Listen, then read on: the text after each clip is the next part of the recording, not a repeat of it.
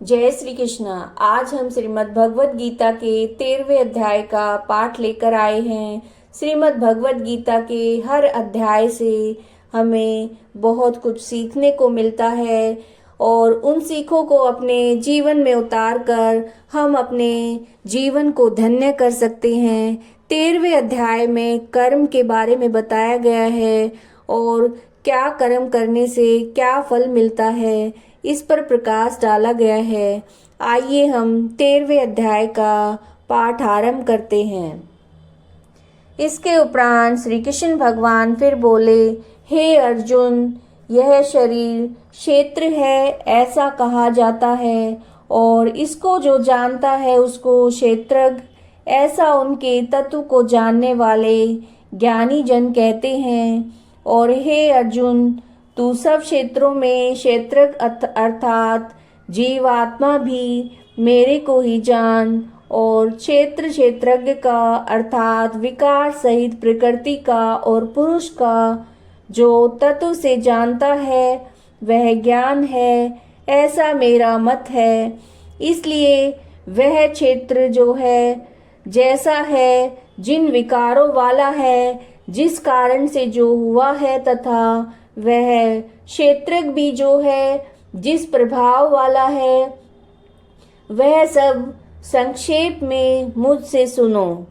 यह क्षेत्र और क्षेत्रज्ञ का तत्व ऋषियों द्वारा बहुत प्रकार से कहा गया है अर्थात समझाया गया है और नाना प्रकार के वेद मंत्रों से विभाग पूर्वक कहा गया है तथा अच्छी प्रकार निश्चय किए हुए युक्ति युक्त ब्रह्मसूत्र के पदों द्वारा भी वैसे ही कहा गया है। हे अर्जुन, वही मैं तेरे लिए कहता हूँ कि 5 महाभूत अर्थात आकाश, वायु, अग्नि, जल और पृथ्वी का सूक्ष्म भाव अहंकार, बुद्धि और मूल प्रकृति अर्थात त्रिगुणमयी माया भी तथा 10 इंद्रियों सहित श्रोत्र, त्वचा, नेत्र, रसना और घ्राण एवं वाक, हस्त, पाद, उपस्थ, गुदा, एक मन और 5 इंद्रियों के विषय अर्थात शब्द, स्पर्श, रूप, रस और गंध तथा इच्छा, द्वेष, सुख, दुख और स्थूल देह का पिंड एवं चेतनता और धृति, इस प्रकार यह क्षेत्र विकारों सहित संक्षेप में कहा गया है। हे अर्जुन, श्रेष्ठता के अभिमान का भाव, दंभाचरण का भाव, प्राणी मात्र को किसी प्रकार भी न सताना, क्षमा भाव तथा मन वाणी को सरलता, श्रद्धा भक्ति सहित गुरु की सेवा, बाहर भीतर की शुद्धि, अंतकरण की स्थिरता, मन और इंद्रियों सहित शरीर का निग्रह, इस लोक और परलोक के संपूर्ण भोगों में आसक्ति का अभाव और अहंकार का अभाव एवं जन्म, मृत्यु, जरा और रोग आदि में दुख दोषों का बार बार विचार करना, पुत्र, स्त्री, घर और धन आदि में आसक्ति का अभाव, ममता न होना, प्रिय अप्रिय की प्राप्ति में सदा ही चित्त का सम रहना अर्थात मन के अनुकूल तथा प्रतिकूल प्राप्त होने पर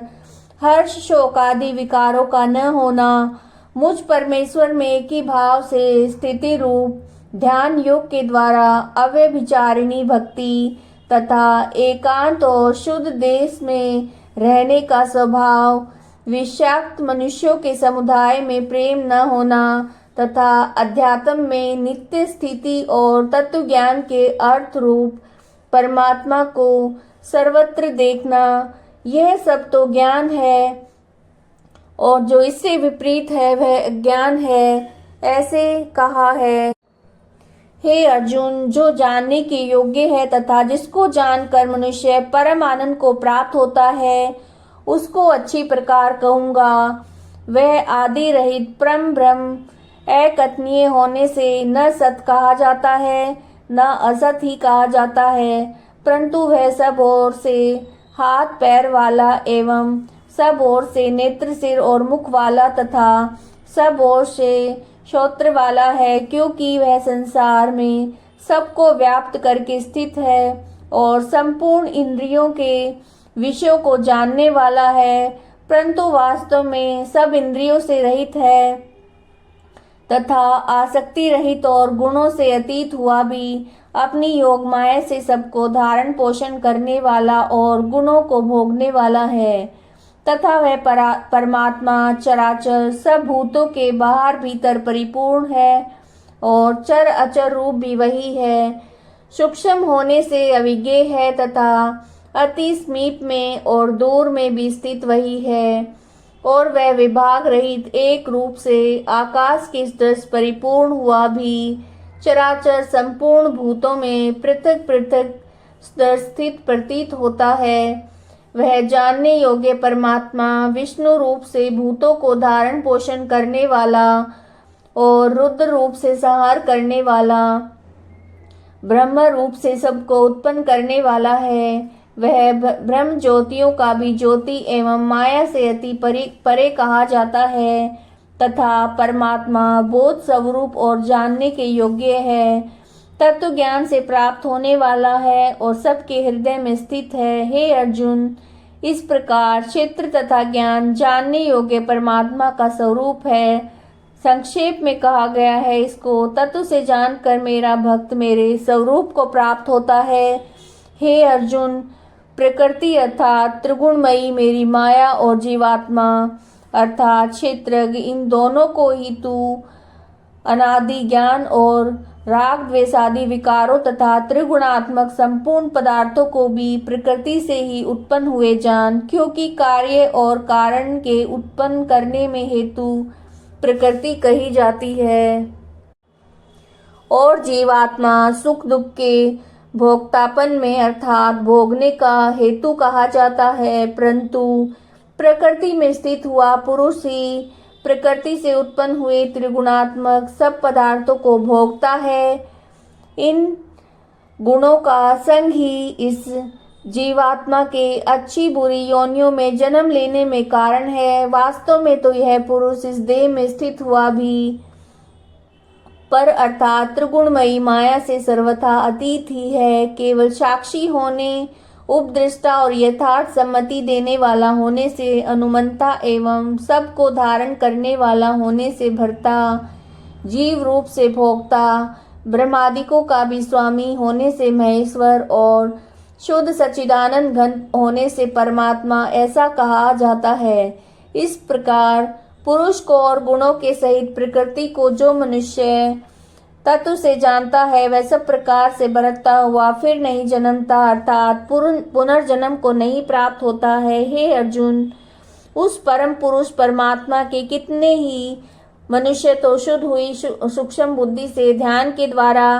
हृदय में देखते हैं, अन्य कितने ही ज्ञान योग के द्वारा देखते हैं, अपर कितने ही निष्काम कर्म योग के द्वारा देखते हैं। परंतु इनमें से दूसरे अर्थात जो मंद बुद्धि वाले पुरुष हैं, वे स्वयं इस प्रकार न जानते हुए दूसरों से अर्थात तत्व के जानने वाले पुरुषों से सुनकर ही उपासना करते हैं,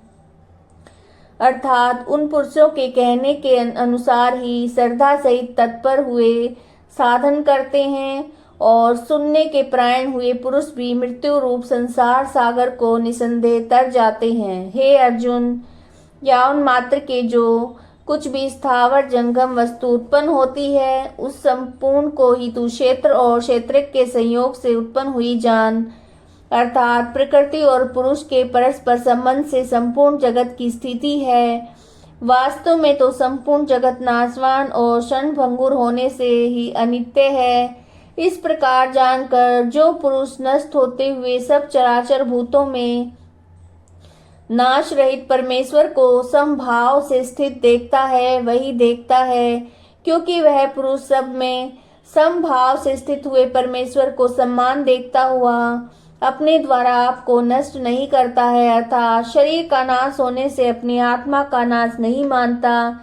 इससे वह परम गति को प्राप्त होता है। और जो पुरुष संपूर्ण कर्मों को सब प्रकार से प्रकृति से किए हुए देखता है, अर्थात इस बात को तत्व से समझ लेता है कि प्रकृति से उत्पन्न हुए संपूर्ण गुण ही गुणों में बरतते हैं, आत्मा को अकर्ता देखता है, वही देखता है और यह पुरुष जिस काल में भूतों के न्यारे न्यारे भाव को एक परमात्मा के संकल्प के आधार स्थित देखता है तथा उस परमात्मा के संकल्प से संपूर्ण भूतों का विस्तार देखता है, उस काल में सच्चिदानंद घन ब्रह्म को प्राप्त होता है। हे अर्जुन, अनादि होने से और गुणातीत होने से यह अविनाशी परमात्मा शरीर में स्थित हुआ भी वास्तव में न करता है, न लिपायमान होता है। जिस प्रकार सर्वत्र व्याप्त हुआ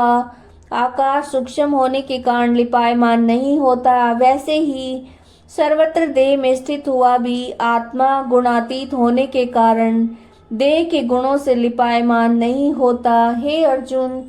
जिस प्रकार एक ही सूर्य संपूर्ण ब्रह्मांड को प्रकाशित करता है, उसी प्रकार एक ही आत्मा संपूर्ण क्षेत्र को प्रकाशित करता है, अर्थात नित्य बोध स्वरूप एक आत्मा ही सत्ता से संपूर्ण जड़ वर्ग प्रकाशित होता है। इस प्रकार क्षेत्र और क्षेत्रक के भेद को तथा विकार सहित प्रकृति से छूटने के उपाय को जो पुरुष ज्ञान के नेत्रों के द्वारा तत्व से जानते हैं, वे महात्मा जन पर ब्रह्म परमात्मा को प्राप्त होते हैं। यह श्रीमद् भगवद गीता का